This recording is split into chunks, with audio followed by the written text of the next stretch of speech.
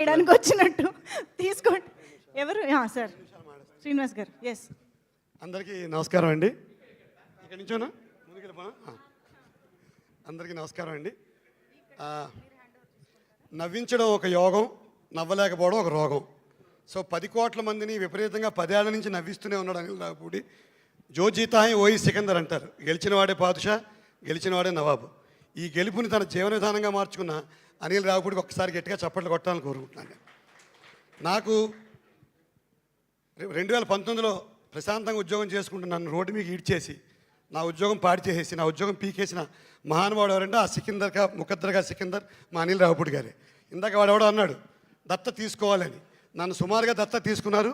ఇది నా 6వ సినిమా అనిల్ రావిపూడి గారితో. F2, F3 సర్లేరు నీకెవరు, భగవంత్ కేసరి, సంక్రాంతికి వస్తున్నాం. ఇది జారిపోతుందేమో అనుకున్నాను, కానీ ఆ ప్రిన్సిపాల్ వేషం నార్త్ ఇండియా లుక్లో మిసా లేకుండా నన్ను దాన్ని ప్రొజెక్ట్ చేశారు. సో అనిల్ రావిపూడి గారికి తమ్ముడని పిలుచుకుంటాను. 100 సార్లు ధన్యవాదాలు తెలియజేస్తూ, ఈ మానసిక రుగ్మతలు మానసిక వ్యాధులు డీల్ చేసే డాక్టర్లు, సైకియాట్రిస్టులు ఈ ఏడాది 2 సినిమాలు తీస్తే వాళ్ళందరూ బోర్డులు మూసుకోవాల్సి వస్తుంది. ఇంకా రకరకాల రుగ్మతలకి రకరకాల డిప్రెషన్లకి కూడా అనిల్ సినిమాలు ఆన్సర్ని ఇస్తాయి. ఇంకా చిరంజీవి గారి గురించి ఒక మాట చెప్పేసి క్లోజ్ చేస్తాను. ఇన్ని మాటలు చెప్పి ఒక నిమిషం, ఒక మాట. ఇది చాలాసార్లు చెప్పాలని అనుకుంటూ ఉంటాను. సుష్మిత గారు కూడా ఉన్నారు కాబట్టి ఒక మాట చెప్తాను. సివిల్ సర్వీసెస్ పరీక్షలు ఐఏఎస్ ఎగ్జామ్స్ రేపు హిస్టరీ మెయిన్స్ ఎగ్జామ్ 92 జూన్లో రేపు హిస్టరీ పరీక్ష.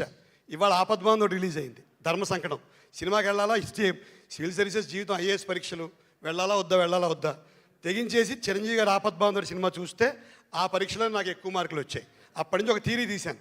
చిరంజీవి గారి సినిమా చూసి చిరంజీవి గారిని ఫాలో అయిన వాడు ఏ ఫీల్డ్లో ఉంటే ఆ ఫీల్డ్లో రాణిస్తాడు. రైటర్ మంచి రైటర్ అవుతాడు, ఫైటర్ మంచి ఫైటర్ అవుతాడు, డైరెక్టర్ మంచి డైరెక్టర్ అవుతాడు. నాలాంటి ఆర్టిస్టులు కొత్తగా మిడ్ ఏజ్లో 48 ఏళ్ల వయసుకు వచ్చి చిరంజీవి గారితో స్క్రీన్ షేర్ చేసుకునే అవకాశం వచ్చిన నటులు కూడా రాణిస్తూనే ఉంటారు. సో అందరికీ ధన్యవాదాలు తెలియజేసుకుంటూ, ఈ 10 కోట్ల గెలుపుని జీవన విధానంగా మార్చుకున్న అనిల్ రావిపూడికి ఒక్కసారి అందరూ ఆదర్శంగా తీసుకోవాలి. డిప్రెషన్కి దూరంగా ఉండాలి. ఈ సినిమాలు మళ్ళీ మళ్ళీ చూడాలి. ఏడ్చేవాడు ఏడుస్తాడు, దొల్లేవాడు దొల్లుతాడు, కానీ అందరినీ నవ్వించేవాడే Anil Ravipudi. Thank you very much.